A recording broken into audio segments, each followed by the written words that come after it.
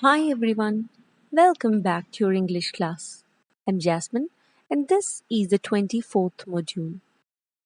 In this module, we're going to continue with the chapter The Summer of the Beautiful White Horse, written by William Saroyan and taken from the book Snapshots.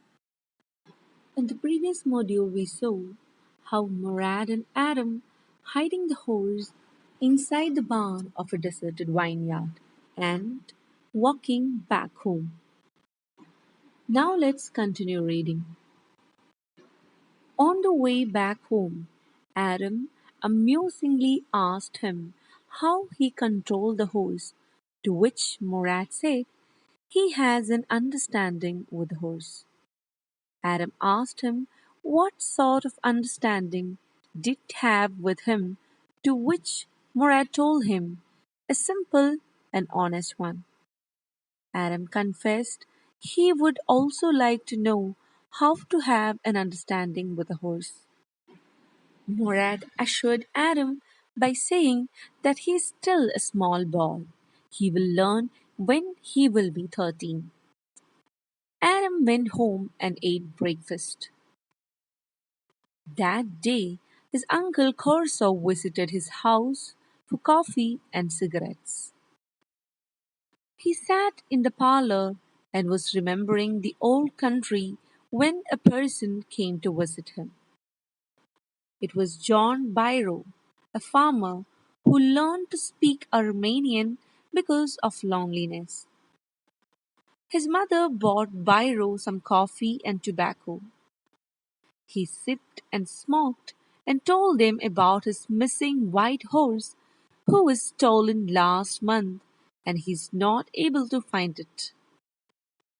Korsov roared again that it is no harm and shouted that why he was crying over a lost horse when they had lost their homeland. John replied to Korsov that he would not bother as he lives in a city, but his country was of no good without his horse. Again Korsov shouted that he must not pay any attention to it. John told him that he walked down 10 miles to come there. For that Corso shouted that he has legs, for which John said his left leg hurts. Corso again tried to shut him down by saying that he should not pay any attention to it.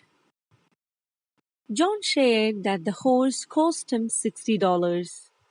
Corso said he would spit on the money, after which John got up and went away, slamming the door. Adam's mother told him that John had a gentle heart as he was homesick and he was such a large man. Adam went to Morad.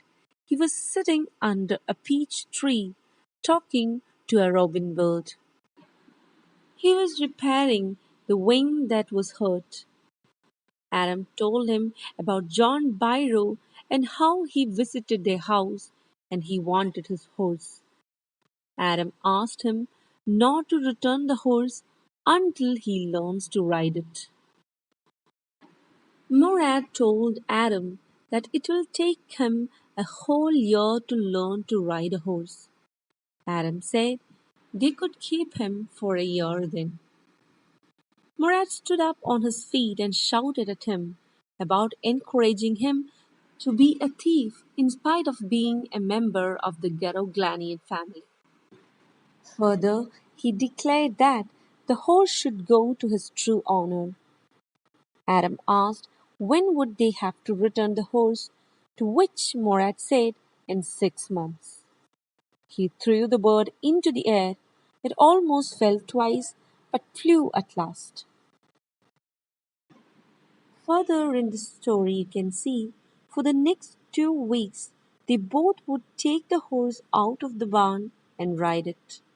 But every morning the horse would throw Adam and run away whenever he tried to ride it. He still hoped that he would learn to ride it the way his cousin did.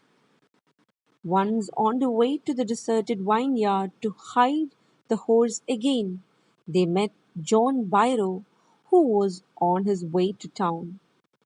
Morad insisted on talking to him as he had a way with farmers. He wished them good morning, and Biro saw the horse carefully. Biro wished them back and asked the name of the horse. Morad said, "My heart" in Armenian language. Biro complimented that it was a lovely name for a lovely horse.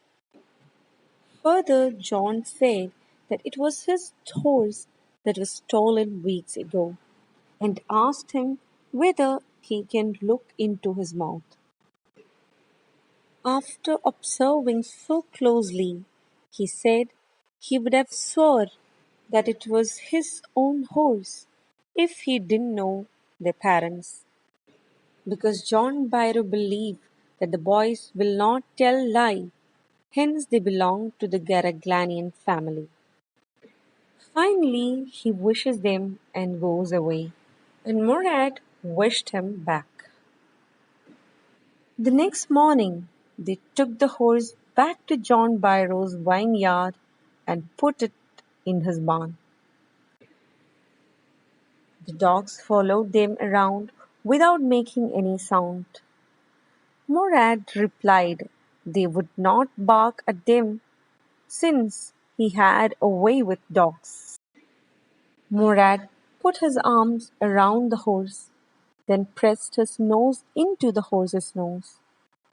He patted him, and then they went away.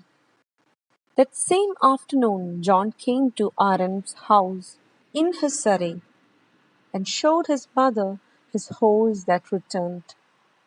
He said he didn't know what to think as the horse is much stronger now with a better temper, and he thanked God. Uncle Corso, who was in the parlor again, shouted, irritated, "Quiet, man, quiet! Your horse has been returned. Pay no attention to it." With that, the story comes to an end. Let's wind up it here, and we'll continue a discussion about the chapter in the upcoming modules. I hope the session was helpful. Thank you.